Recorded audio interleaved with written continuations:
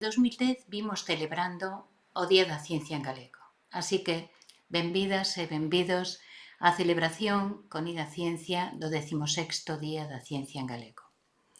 Tanto a divulgación da ciencia como o fomento do uso do galego en todos os ámbitos están entre os obxectivos prioritarios da asociación. Non en vano, o seu lema é a prol da ciencia en galego e do galego na ciencia.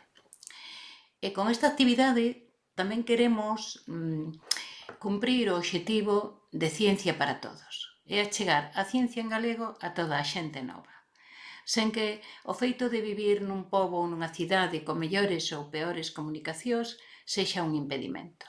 Así que estamos encantados de poder chegar a todas as aulas que queran participar. O ano 2025 como Ano Internacional da Conservación dos Glaciares, para facer chegar á opinión pública mundial o papel fundamental dos glaciares, da neve e do xeo, tanto no sistema climático como no ciclo hidrolóxico, e sobre as repercusións económicas, sociais e medioambientais dos inminentes cambios na criosfera da Terra. Na web da ONU recollen a pregunta: por que? Para que serven os días internacionais? E na propia web reflicten como resposta que serve para concienciar, chamar a atención, mostrar que hai un problema sen resolver, un asunto importante e pendente nas sociedades para que a través desa sensibilización os gobernos e os estados actúen e tomen medidas. Ou para que os cidadáns e cidadás exixan aos ser responsables que o fagan. Para chegarnos a este tema, temos con nós a doutora Marta Vila.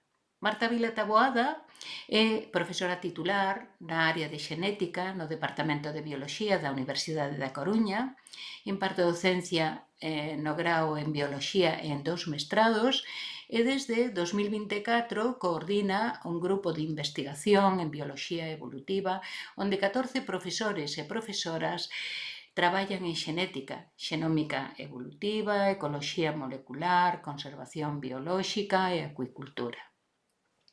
A súa relación co glaciarismo pleistoceno, é dicir, coa expansión e retroceso dos glaciares e das capas de xeo durante ese período xeolóxico, comezou coa súa tese de licenciatura no 1999.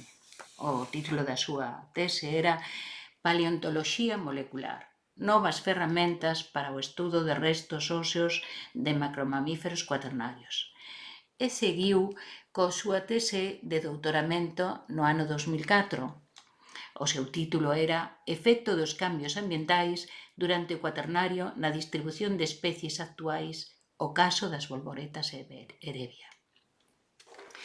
Ademais do seu labor docente e investigador, participa en canto pode como na divulgación científica. De feito, forma parte do programa Efervescencia da Radio Galega desde o seu comezo, no 2006, e tamén participa con relatorios como vai facer hoxe coa historia de algunhas especies galegas en relación ao glaciarismo pleistoceno. Moitas grazas, Marta, por compartir con nós o teu saber. Bueno, pois bo día, son Marta Vila, profesora da Universidade da Coruña e estou encantada con todos vos celebrando o Día da Ciencia en galego e, máis concretamente, pois celebrando tamén o Ano Internacional de Preservación dos Glaciares. Pero, antes que nada, agradecerlle a Inés Ben e a Xacobo de Toro pois que me convidaran para dar este relatorio, que espero que vos guste. Historia de algunhas especies galegas en relación ao glaciarismo pleistoceno. Antes que nada, unha advertencia. Eu son bióloga, non son xeóloga. Entón, eu non, na miña investigación, non estudo glaciares, propiamente dito. O que si fago na miña falar con Xacobo como os cambios no glaciarismo Plistoceno afectaron a historia de determinadas especies. E, concretamente, eu polo momento teño traballado sempre nestes animais, que é o que vos vou contar. Vale? Entón, para comenzar, vou apuntar a hora na que estamos empezando para non pasarme de tempo.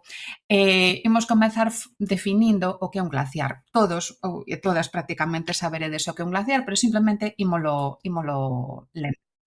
De xeito coloquial, nada formal. Pois os glaciares son esas acumulacións de xeo permanentes ao longo dunha serie de anos, de milleiros de anos, que cando se acumulan nas montañas en altitude simplemente por gravidade, pois poden corregar abaixo fan esas especies de ríos de xeo, non? Esas linguas glaciares. Aquí temos unha imaxe dun glaciar flipante pois de Nova Zelanda. Nos a distribución dos glaciares no mundo é a que temos nesta imaxe aproximadamente. Vemos que hai moitos glaciares, están pintados en azul, vale? Ao longo da cordillera Andina, hainos no Himalaya, en Europa nos Alpes, tamén nos Pirineos, algo queda, en Groenlandia e na Antártida, as masas de xeo en branco. Isto é porque a xeoloxía clasifica os glaciares en glaciares de montaña ou tamén chamados alpinos, os que temos aquí á esquerda, o típico da lingua glaciar que vai escorregando montaña abaixo, vale? Pero tamén fala dos glaciares continentais, como son os que temos en Groenlandia e na Antártida. Son grandísimas superficies de xeo que están, pois eso, por unha masa continental. Por que estamos aquí? Por que temos este Ano Internacional da Preservación dos Glaciares? Pois porque están en retroceso, como ben sabedes, estanse derretendo. É un proceso que non é recente, xa está documentado desde a segunda metade do século XIX, porque, inda que no século XIX non había os medios técnicos que temos agora, e o mellor a fotografía, pois 1850, pois non sei se estaba moi desenvolvida ou non, pero non era algo frecuente, si había pinturas, a xente facía cadros e facía gravados de paisaxes e entón algunhas desas paisaxes están vendo que estaban glaciadas, que tiñan xeo naquel momento e esas zonas do planeta van diminuindo a súa superficie de xeo. Aquí simplemente traio-vos unhas fotos moi chulas dun dos glaciares franceses alpinos máis flipantes, que é o Mer de Glace, mar de xeo traducido, a mesma zona no ano 1910 e no ano 2020. Vede como o río de xeo no ano 1910 non deixa ver o substrato prácticamente e aquí en 2020 pois estamos vendo o substrato, inda que dá xeo, pero xa non era o de antes, vale? Esta é a mesma idea, unha montaxe con fotografías feitas no ano 1900, no ano 1960 e no ano 2015 en Svalbard, nun arquipélago pertence a Noruega, pero está no Ártico, está moi arriba, moito máis arriba da Noruega, da Noruega continental. E vedes aquí que no ano 1900 o xeo chegaba á beira do mar, cubría todo, en 1960 chega á beira do mar por aquí xa vemos terra, vale? E en 2015 a cousa, pois claramente hai un retroceso dos glaciares, vale? Non están tan grandes como estaban antigamente. Temos glaciares en España? Sí, nos Pirineos hai aínda glaciarismo e probablemente o máis importante é o do Pico Aneto Maladeta, vale? Está sendo monitorizado polas autoridades españolas e francesas. E aquí temos a información oficial do noso ministerio. Fixadevos aquí en 1956, isto é unha vista aérea do glaciar, e a liña vermella marca o límite do xeo no ano 56, porque hai fotografía aérea fiable dese momento, vale? No 97, o límite do xeo é a liña marela e esta fotografía de aquí márcanos como estaba no 56 con liña vermella e no 97 con liña amarela. Vedes que a superficie no 97, o que está encadrado pola liña amarela, é un pouco menor, vale? Pois esta é a idea. 2006, liña verde, moito máis pequena a superficie que na liña vermella inicial, e en 2021 é a liña morada, esta que temos por aquí. Comparade a vermella do ano 56 coa morada que estamos na nosa década, o de crecemento, a diminución de superficie de xeo é moi notoria, vale? Si queremos podemos ter aquí cuantificado a superficie en metros cadrados, pero creo que visualmente todos e todas podemos velo sen problema.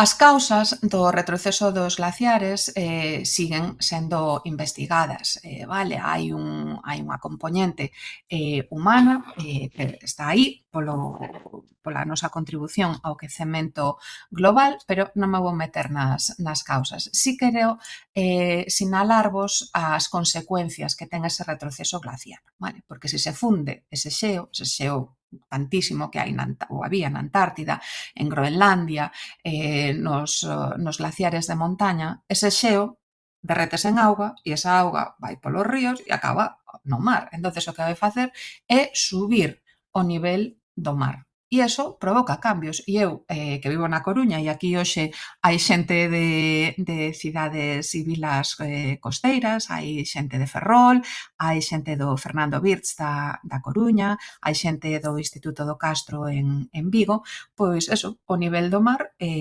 subirá canto máis xeo se derreta. Ese retroceso dos glaciares tamén vai afectar o ciclo hídrico, o ciclo da auga, vale? E, ademais, e por iso temos este icono da dereita, hai zonas do planeta en que o suministro de auga potable a certas comunidades, a certas sociedades humanas, depende directamente do xeo que está nos glaciares. E, entón, eso tamén pode afectar a certas comunidades humanas en algo tan valioso como o suministro de auga potable. Máis consecuencias do retroceso dos glaciares e relacionado co quecemento global. A ver, se os glaciares retroceden, hai menos xeo e, por tanto, queda máis terra dispoñible. Vale? Eso significa que determinadas especies van poder colonizar esa terra, que eses hábitats que deixan dispoñibles os xeos ao deixar de estar aí. Esta idea de que o retroceso dos glaciares unido co quecemento global vai provocar cambios latitudinais e altitudinais, vale? Vouna repetir ao longo do relatorio varias veces. Por que? As especies o que van procurar sempre é adaptarse aos cambios, porque se non te adaptas, morres e te extingues, entonces mellor adaptarse. E neste contexto, adaptarse significa que as especies van procurar a súa temperatura óptima, as súas condicións de vida óptima. Entonces, se queda unha terra disponible e hai un cambio nas temperaturas do ambiente, pois as especies poden, ir buscando novos hábitats, colonizar eses novos hábitats que deixan os glaciares en retroceso. Que ocorre? Que este retroceso glaciar que estamos vivindo agora mesmo é algo que xa pasou máis veces na historia da Terra, no pasado do noso planeta. Nos agora estaríamos nunha fase que chamamos interglacial, nunha fase morna, nunha fase cálida, pero houbo fases glaciares previamente, vale? Na que os glaciares alpinos e continentais tiñan unha extensión moito máis grande. E anteriormente a esa fase glaciar houbo outra interglaciar e anteriormente outra glacial. Entonces, eso é unha alternancia de fases frías e cálidas ao longo da historia do noso planeta. E algo que todos vos coñecedes, porque eu estaría moi sorprendida se nesta audiencia houbera alguén que non vise as películas de Ice Age, da Idade dos Xeos. Vale? Lembraredes que na primeira e na segunda, Mani e os seus colegas móvense, están movéndose, primeiro fuxindo dun avance glaciar e na segunda, se non lembro mal, teñen que migrar, teñen que fuxir polo retroceso do glacial que vai provocar ese derretemento unha gran inundación. Non? Pois ese é un pouco o que lembro eu destas pelis tan guais. Cando sucede isto? Vale, imos lembrarvos un par de termos técnicos. En ciencia, as idades da Terra teñen nomes, igual que para nós, como humanos, para todos nós é moi fácil ubicar o termo idade media ou idade moderna ou idade contemporánea, cando estamos falando a nivel xeolóxico tamén temos termos técnicos, vale? Hai moitos, eu só me vou referir aos máis recentes, vale?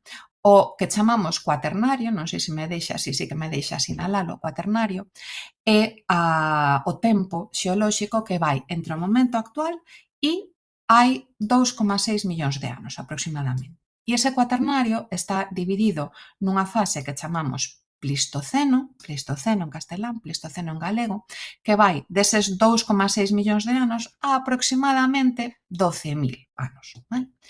De 12.000 anos para aquí estamos no que chamamos Holoceno, que marqueino aquí como H porque non me collía a palabra Holoceno. Vale? E as películas de Ice Age basicamente suceden a primeira en torno a 20.000 anos, que é cando sucedeu o que chamamos o último máximo glacial, vale?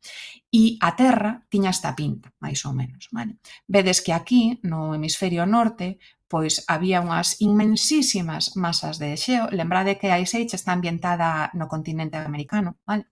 Entón, había un casquete polar brutal, vale, de grande, e, por tanto, aquí a vida de especies como os mamuts, os perezosos, o dente de sabre e demais, pois no propio xeo era imposible, por iso tiveron que baixar. Vale? E cando eses xeos se van derretendo, que eso vai suceder despois dos 15.000 anos, entrando xa no Holoceno hai 12.000 anos, pois eles soben en latitude porque quedan hábitats dispoñibles e as súas condicións óptimas pois tamén están nesa zona na que retrocedeu o glaciar. Eso en América. Vamos ver un primer plano de como puido estar o noso continente, Europa, nese último máximo glaciar. Hai uns 20.000 anos, non unha data exacta, non é o ano 20.000 antes de agora, sino que é un intervalo, vale, que abrangue algo máis antes dos 20.000 anos e algo máis despois, pero digamos que a media podería estar en 20.000 anos. Vemos que en Europa tamén temos un casquete polar que cubre toda Escandinavia, non se ven as Illas Británicas, non se ve Inglaterra nin Irlanda, vale, non se ve Noruega nin Dinamarca, isto estaba todo cuberto por unha inmensísima masa de xeo que non se derretía no verán, eso estaba permanentemente durante milleiros de anos. Vemos que os Alpes tiñan unha masa glaciar moi grande, Pirineos tamén, e non sei, espero que poidades ver que aquí na Cordilleira Cantábrica e en Galicia e ata aquí na Serra de Estrela portuguesa houbo glaciares de montaña. Nós tivemos glaciares aquí tamén. Vale? Estes cambios tan brutais do clima, do hábitat, configuraron unha fauna e flora diferente a que temos hoxe en día pois, nas nosas latitudes. Entón, a fauna e a flora tiveron que adaptarse, vale? Baixando das montañas, porque en altitude había xeo, había demasiado frío para as especies que non están adaptadas a ese clima tan frío, e tamén cambios latitudinais. Os de aquí non podían vivir, tiveron que baixar ao sur. Vale? E aí é onde sí podo entrar eu. Vale? Eu podería definirme como unha historiadora biolóxica, o que pasa na miña investigación. O que pasa que en vez de traballar con pergamiños, como traballan os historiadores, ou en xacementos arqueolóxicos, como traballan no mundo da arqueoloxía, pois eu, como historiadora biolóxica, podo traballar con dúas ferramentas. Ou ben con fósiles, vale? Ou ben con xenética molecular, ben examinando o ADN. E eu teño a fortuna de que, por como foi a miña vida profesional, traballei coas dúas ferramentas. Comecei, despois de rematar a carreira, a miña tesi de licenciatura, traballando con fósiles cuaternarios, aquí en Galicia, e despois, para a miña tesi de doutoramento, movinme ao mundo da xenética para investigar a historia de determinadas especies. Así que imos facer un percorrido un pouco por cousas que vos podo contar que me tocaron bastante de cerca na miña carreira profesional. Vamos a empezar cun par de pinceladas de historia biolóxica a partir dos fósiles. Vale. Para min, un fito fundamental da paleontoloxía en Galicia sucede no ano 61, antes de que eu nacera, eu teño 50 anos, vale? No ano 1961 atopouse un molar de mamut, especie Mammutus primigenius, como Mani de Ice Age, vale? Atopouse no Incio, en Lugo, na provincia de Lugo. Ese molar está depositado no Museo de Historia Natural da Universidade de Santiago de Compostela. E hai un par de anos instalouse no Incio, no Val do Mao, onde se atopou ese molar, este conxunto escultórico dunha femia de mamut e a súa cría para conmemorar ese fito histórico. Así que aquí tivemos mamuts que son representantes da fauna fría, vale? Están conxelados no permafrost siberiano. Eso para que vos dé unha idea de como foron as condicións ambientais frías que houbo no noso territorio hai 20.000 anos.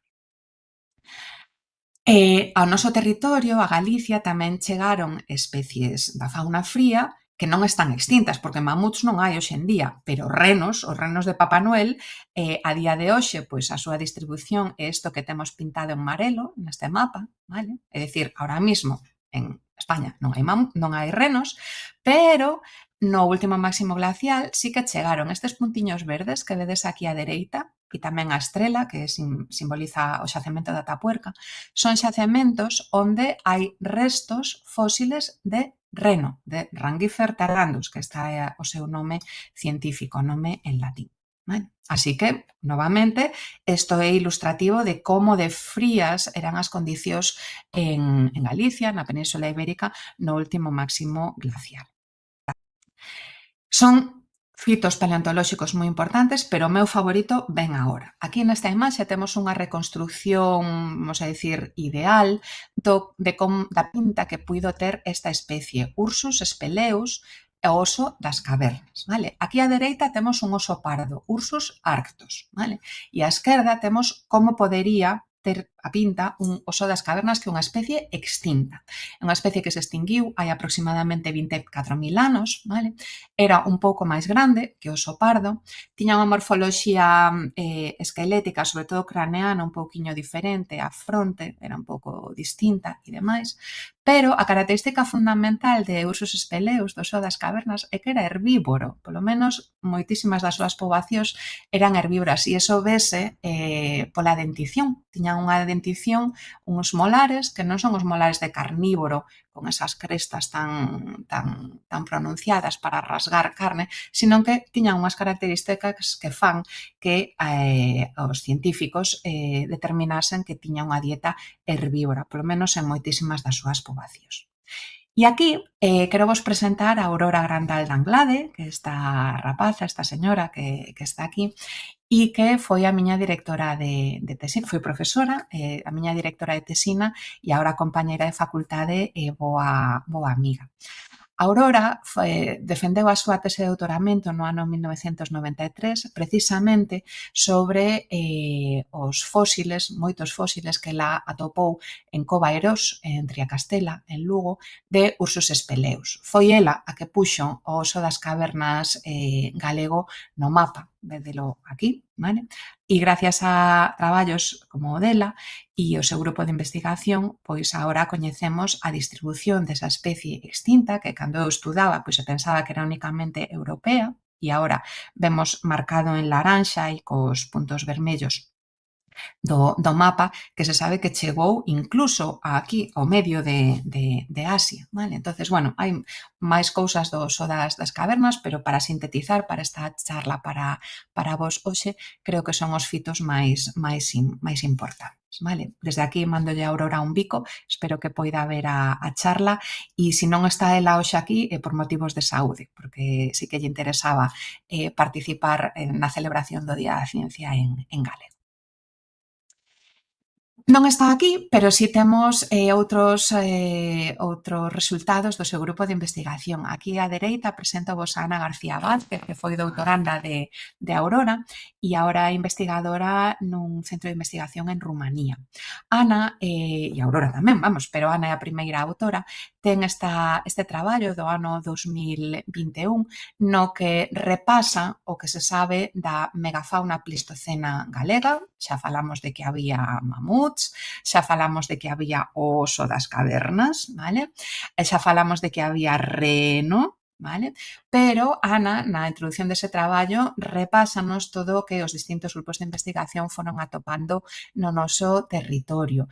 E, por exemplo, houbo rinocerontes lanudos no Pleistoceno, tivemos bisontes, tivemos o ancestro das vacas e bos tauros, tivemos as hienas das cavernas, tivemos, bueno, un montón de cousas. Aquí, de cousas, Dios mío, de especies. Aquí simplemente sinalareivos o león das cavernas. Hai constancia de restos fósiles de Panthera espelea, un león pleistoceno, que aquí tedes a escala máis ou menos como sería de grande. E nese traballo de 21, Ana García Vázquez e Aurora e o seu equipo atopan na Cova dos Santos, creo que se chama, en Abadín, en Lugo, así que a xente que está hoxe no Instituto de Burela, teno bastante cerca, atoparon estes fósiles, esta dentición de Panthera pardus, que era un leopardo das cavernas, que mesmo está representado en pinturas rupestres en Francia. Vale? Isto é unha reconstrucción ideal da pinta de que podería ter ese leopardo, pero isto está pintado por humanos humanos na arte rupestre de covas francesas. Así que moi ben aí polo traballo de Ana García Vázquez.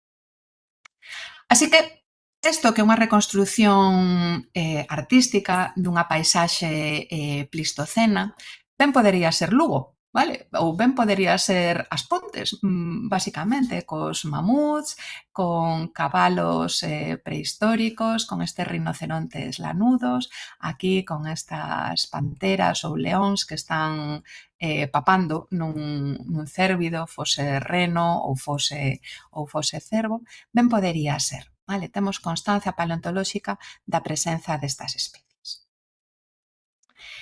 E dixen Lugo e falei de Abadín e tamén mencionamos as Pontes porque unha dificultade da investigación paleontolóxica en Galicia, como moitos de vos saberedes, é que temos pouco territorio con rochas sedimentarias, que é onde se poden preservar idealmente os fósiles. Neste mapiña temos as rochas sedimentarias marcadas con esta cor amarelo fosforito, vale? E está sobre todo na zona de Lugo e Ourense, por iso non temos tantísimos xacementos paleontolóxicos como noutras zonas da Península Ibérica ou europeas, nas que si abundan máis as rochas sedimentarias. Vale?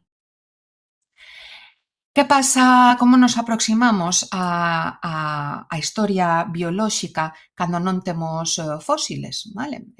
Pois temos a sorte de que a historia queda rexistrada no noso ADN. Entón tamén podemos traballar desde a xenética para reconstruir a historia biolóxica.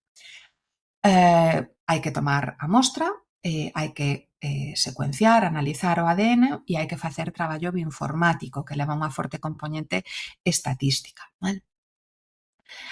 Esa investigación, desde o punto de vista xenético, chamámoslle, así no mundo científico, chamámoslle filoxeografía. E é unha pena que non poida interaccionar con vos durante a charla, se podemos facelo despois no turno de preguntas, pero creo que con este par de diapositivas que pasarei agora imos comprender moi ben a que nos dedicamos na filoxeografía. Que lembrade que é aproximarse á historia biolóxica das especies desde o ADN, desde a xenética. Vos imaginade que estades no meu grupo de investigación e que mostreamos unha especie que está distribuída por toda a Península Ibérica, vale? E que cada punto vai ser un sitio onde tomamos mostra biolóxica. E secuenciamos a mesma zona do xenoma para todos os individuos. E seguimos imaginando que só obtemos dúas variantes, dous alelos, dúas secuencias diferentes, a que chamaremos secuencia negra e a que chamaremos secuencia gris.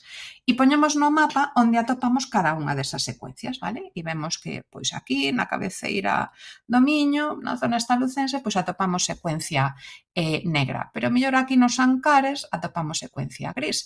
E o millor, pois aquí, nesta zona de Andalucía, pois hai gris, e aquí hai negro, e gris, negro, gris, negro. Bueno, comparade esta posibilidade de resultado con este outro resultado. Vale? Onde diríades vos que a distribución das variantes xenéticas é aleatoria. Na primeira posibilidade ou na segunda. Onde parece que é azarosa, na primeira, ou onde parece que ten unha razón que se desvía do azar. Eu creo que todas e todos concordaredes conmigo en que isto parece máis unha distribución ao chou, hai gris e negro por todos os sitios, e aquí o azar non está xenerando esta distribución. Aquí hai algo que fai que os individuos que foron mostreados na metade norte peninsular todos teñen a variante negra e os individuos que foron mostreados na variante sur todos teñen na metade sur da península todos teñen a variante gris. Que é? Aí é onde entra o estudo das posibles causas. Podería ser que a Península Ibérica é unha zona de confluencia de dúas liñaxes, unha que veu do norte, da zona europea, e outra que entra polo sur a partir de África e están confluindo e aínda non se mesturaron. Ou podería ser que hai unha barreira de algún tipo, humana ou natural, que fai que os individuos do norte e do sur non se poidan mesturar, vale? Aquí temos que ir a procurar que información adicional nos pode axudar a determinar cales son as causas do patrón filoxeográfico, do patrón non aleatorio, e poden ser cuestións ambientais, naturais ou antrópicas, ou tamén cuestións propiamente do eido xenético, como mutación, como deriva, cuestións que estudamos na carreira de bioloxía, non se estudan tanto a nivel de secundaria bacharelato, vale? E compilando toda esa información, inferimos as causas. Vale? Este tipo de estudos filoxeográficos son os que permitiron coñecer como foi a dispersión da nosa propia especie.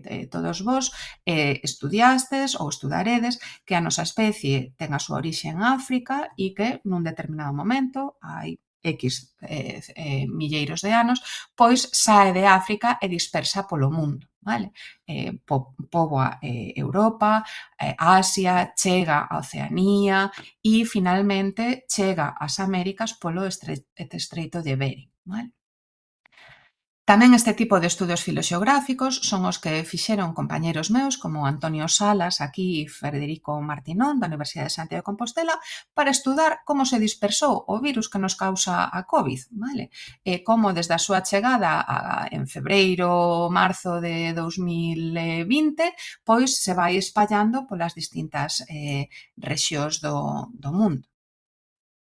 E o grupo de Aurora Grandal tamén utilizou este tipo de aproximación que chamamos paleoxenómica para estudar a historia do uso das cavernas, dos usos espeleos.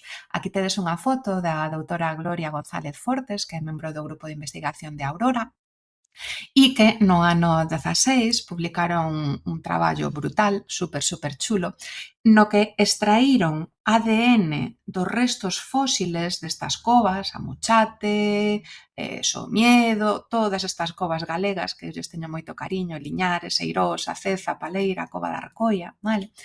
E deses fósiles conseguiron ADN de boa calidade para un traballo filoxeográfico moi chulo. Non vos quero asoballar con gráficos moi técnicos, simplemente direivos que un dos resultados máis bonitos, que a mí máis me gustan dese traballo, foi determinar a forte filopatría que tiñan as femias de oso das cavernas. Eso quere dicir que as femias de oso das cavernas, ao longo de milleiros de anos, unha femia utilizaba para ir a hibernar e parir as súas crías e aleitar as súas crías na cova na que naceu. É dicir, nacían nunha cova, vivían nese territorio, pero logo cando iban a hibernar, cando se reproducían, non buscaban outra cova, non dispersaban moi lonxe, senón que tiñan unha forte afinidade pola súa cova. E iso mantívose durante milleiros de anos. Vale? Iso é algo que puideron ver nese traballo tan importante para a paleoxenómica. A ver en que hora estamos, 39, vale. Vale. Que facemos cando non temos fósiles? Pois a historia biolóxica só temos rexistrada no ADN, entonces cando traballamos con especies actuais das que non temos fósiles, pois hai que ir directamente á xenómica, á xenética xenómica. Nos anos 90 e no principio da primeira década do novo século houbo unha explosión de traballos filoxeográficos que determinaron que as especies adaptábanse baixando das montañas e baixando ao sur, baixando en latitude, durante o máximo glacial, porque eso, a cobertura de xeo era impresionante de grande e aí non se podía vivir. Cando os xeos se funden, vale, despois do período glacial e entra o interglacial, entra o Holoceno, as especies colonizan esa zona anteriormente glaciada pois de distinta maneira, vale? E aquí temos casos como o este saltón, que, por exemplo, as poboacións ibéricas non recolonizan o resto de Europa, o resto de Europa basicamente se recoloniza sobre todo a partir do refuxio balcánico, vale? E chegan incluso a Escandinavia.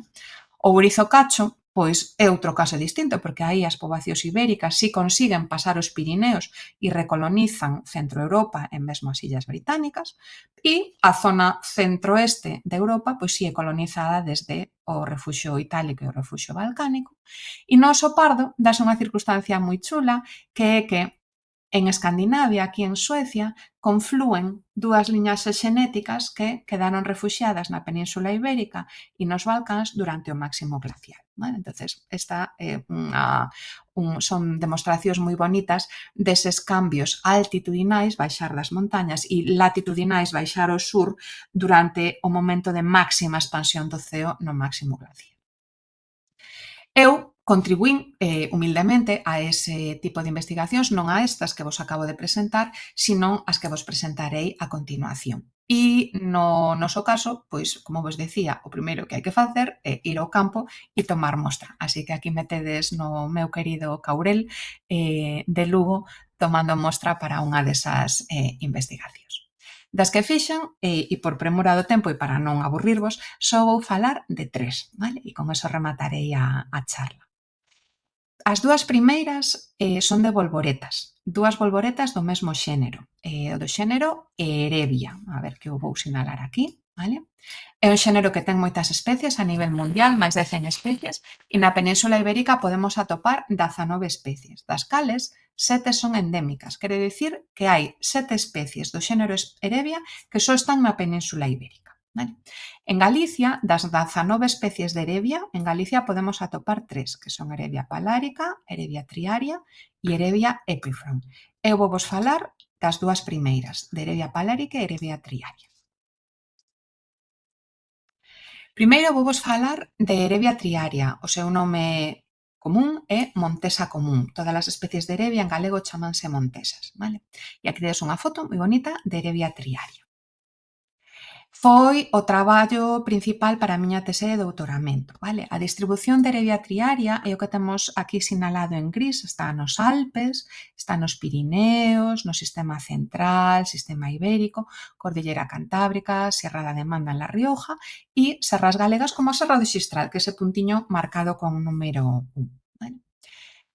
Analizamos dúas rexións do ADN mitocondrial, 4 rexións do ADN nuclear e fixemos unha serie de análises que non vos vou torturar agora con explorar estes gráficos, simplemente direivos que atopamos unha diferenciación brutal da poboación do xistral no norte de Lugo. Así que aquí a xente de Burela, vale? A xente de Ferrol, que está na audiencia, que son os que a xente das Pontes, que son os que tedes máis próximo ao xistral, pois esa poboación é moi importante. Logo vimos que había outras dúas linaxes xenéticas que ademais confluían en Galicia, vale? Na Serra do Courel e en Lugo e na Serra de Queixa en Ourense. E combinando distintas fontes de información, da información xeolóxica que xa había, información botánica, información palinolóxica, o que inferimos é que a causa máis probable deste patrón filoxeográfico é que nun momento antigo, que podería ser hai 100.000 anos ou 70.000, pero non sabemos cando, pero si sabemos que foi antes do último máximo glaciar, as bolboretas Erevia triaria que ahora mesmo están no xistral quedaron illadas do resto das Erevia triarias. Vale?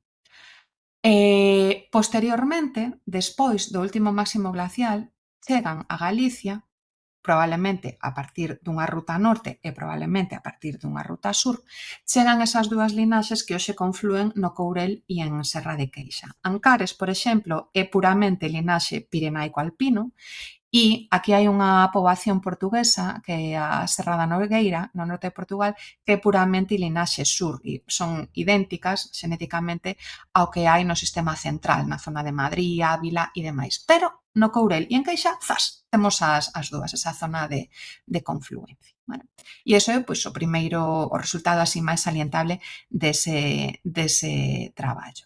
Algo que esquecín mencionar e que este mapa me lembra é que fixade, neste mapiña temos a reconstrución da liña de costa durante o último máximo glaciar. Como había tanto xeo, vale, no mundo, o mar se retraía, a costa estaba moito máis baixa, é como se fora unha marea baixa brutal e permanente, vale, durante milleiros de anos. Disculpade que isto tiña que comentalo antes, pero se me esqueceu e comentamos agora. Vale.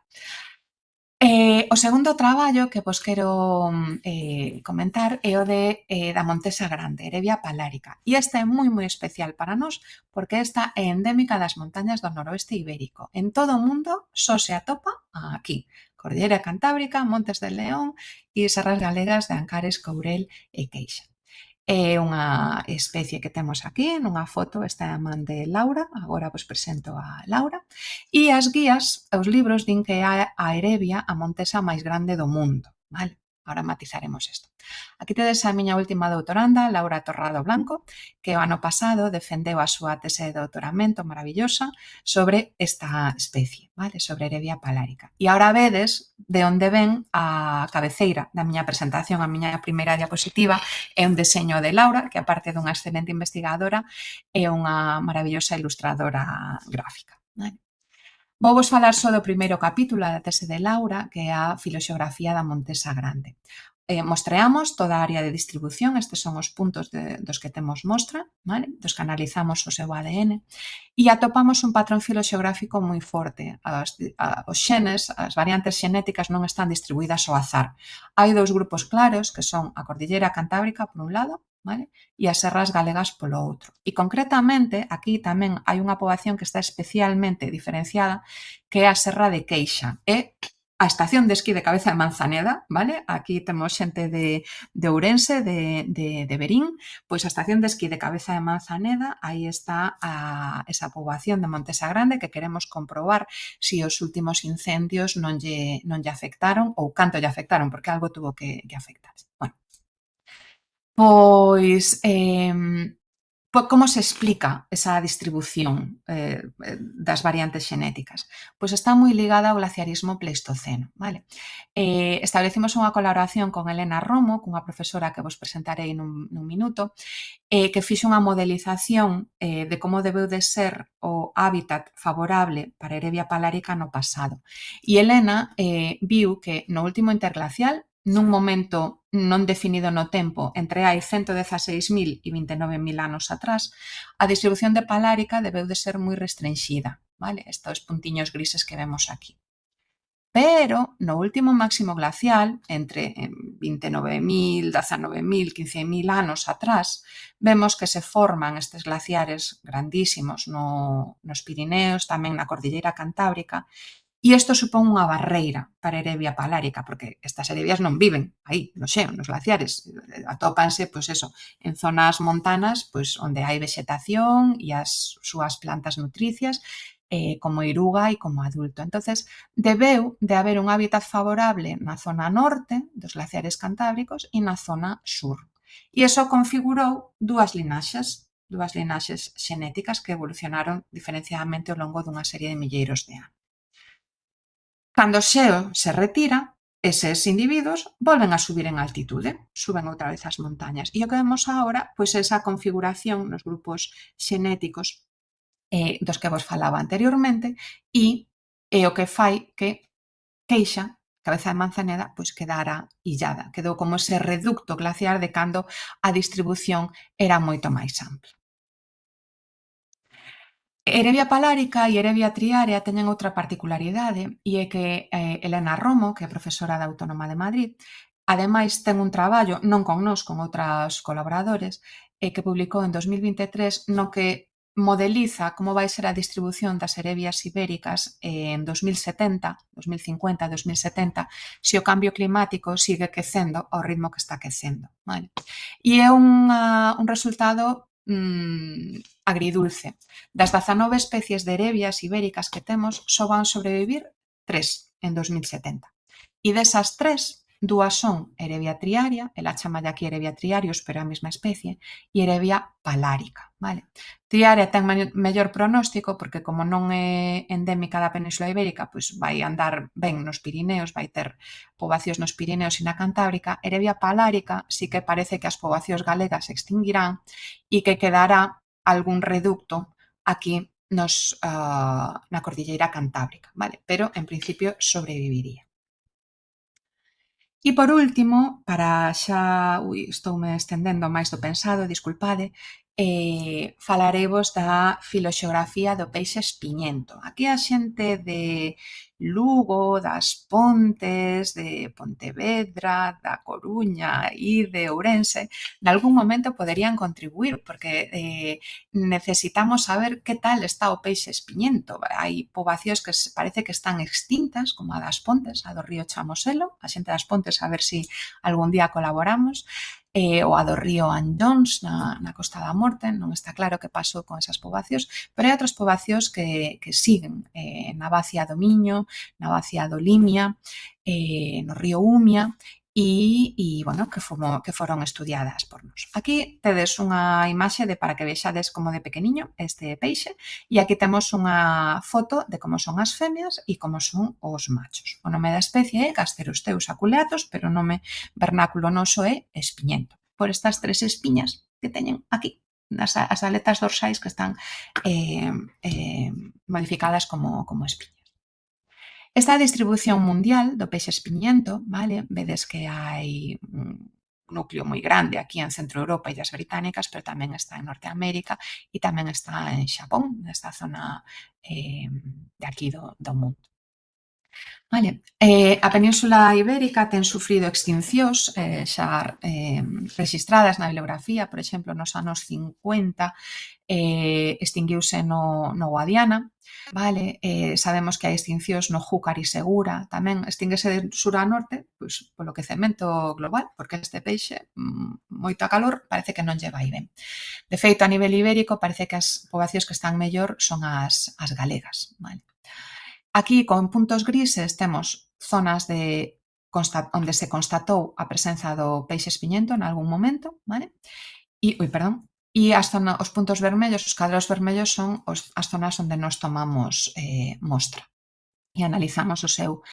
Para non estenderme moito, este traballo publicámolo no ano 2017, direivos que a Península Ibérica contén unha mestura de lenaxes debida a múltiples eventos de colonización, é dicir, como houbo varias fases glaciares e interglaciares, non é que os peixes espiñentos chegaran aquí á Península Ibérica unha única vez, sino que o que estamos vendo na xenética é que hai sinal de varias oleadas de colonización da Península Ibérica. Un caso bonito de contar é o do río Tajo, vale? Vistes que temos mostreada aquí, esta zona de aquí, do río Tajo, e aí hai unha pegada xenética dunha colonización do Mediterráneo antiga cunha posterior colonización atlántica. Para rematar esta última diapositiva, direivos que estes estudos históricos teñen tamén unha vertiente aplicada, e é que podemos indicarlle á administración con competencias en conservación da natureza cales son as poboacións que teñen máis importancia e que deberían de ser mellor conservadas ou onde dedicar os esforzos. Conservar todo é imposible, porque os humanos, a nosa sociedade é como é, pero si podemos dicirlles aos gobernantes onde investir os cartos para unha mellor conservación. E no caso do espiñento, as poboacións que teñen maior valor serían as que están na Bacia do Limia, así que Ourense aí a tope, Mallorca, a poboación de Mallorca, e en Portugal as do Bouga, que serían esta de aquí, Bouga, e as do Tajo, que sería aquí. Vale.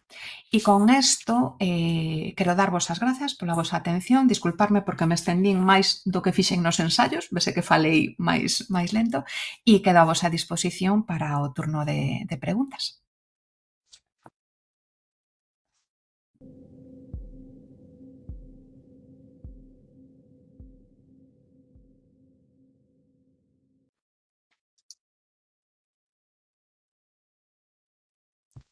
Vale, que nesta foto hai aquí está, vale, perdón. Desde o CPI o Cruce temos unha pregunta, perdonade. Por que os mamuts se extinguiron poidendo ir a Siberia? Vale. As causas das extincións tanto de mamuts como de oso das cavernas, ata onde eu sei, non están claras. De feito, pásalle incluso a nosa propia especie, a extinción dos neandertais. Puideron ir a Siberia, de feito quedaron ali, moitos deles mortos, conxelados, e por iso sabemos que estiveron ali, pero non sabemos si foi unha única causa ou un cúmulo de causas. Os mamuts, por exemplo, era unha especie que os nosos ancestros cazaban, vale? Os nosos ancestros cazaban mamuts para obter carne e outros recursos para a súa subsistencia. Entonces, o efecto da caza humana puido ser un factor. O único, probablemente non. O mellor eran poboacións ou núcleos moi pequeniños que o mellor sufriron algún tipo de enfermidade, vale? E cando son poboacións pequenas, pois este tipo de fenómenos pode levar á extinción ou algún tipo de cuestión do hábitat. Entonces, igual que no oso das cavernas non temos unha causa clara, paréceme que nos mamuts non hai unha única causa definida, sino que se baralla a caza xunto con eso, algún tipo de problema que acabara con poboacións pequenas. Vale, máis cousas. Alguén, M. Ruiz Matas, di: o máis cercano a Ferrol está no Xistral. O máis cercano a Ferrol das bolboretas erebiatriarias, si, é a poboación do Xistral. E logo, si te refires ao espiñento, non, aí creo que a poboación máis cercana, polo menos, vamos poñer aquí o mapiña, pero está aquí, si, tamén sería a zona do nacemento do Miño, probablemente aló arriba, e a poboación das Pontes, que eso non sabemos se está extinta ou non, pero as da cabeceira do Miño non están extintas, así que serían as máis cercanas a Ferrol.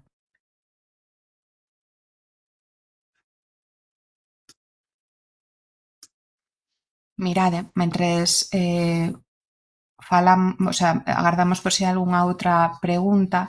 Estou lendo aquí que en 2024 hai unha investigación que descarta que a endogamia, quere dicir eso, que as poboacións foran extremadamente pequenas, causara a extinción do mamut. E di o comunicado de prensa: a nova investigación sinala que a poboación de mamuts estivo estable ata a súa extinción final, que se produciu a extinción por un evento que segue sendo un misterio. Así que non sabemos aínda o porqué.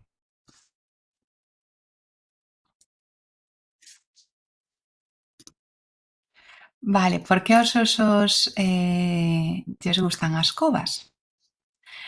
Pois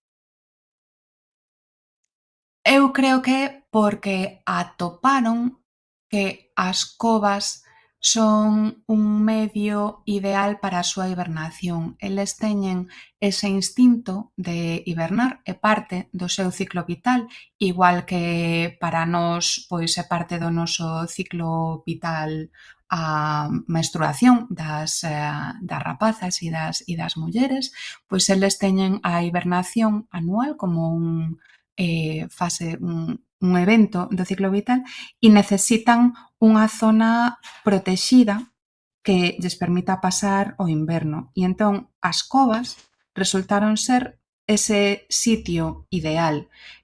Non sei si de haber outro tipo de formación natural que non fose unha cova, pero que lles dese o mesmo abrigo e tranquilidade, esa protección que necesitan e protexerse do frío do inverno fora, si a utilizarían. Quero dicir con isto, non sei se utilizarían unha casa abandonada, por exemplo, pero claro, antes de que os humanos fixéramos casas, o que atoparon que lles valía para hibernar eran as covas.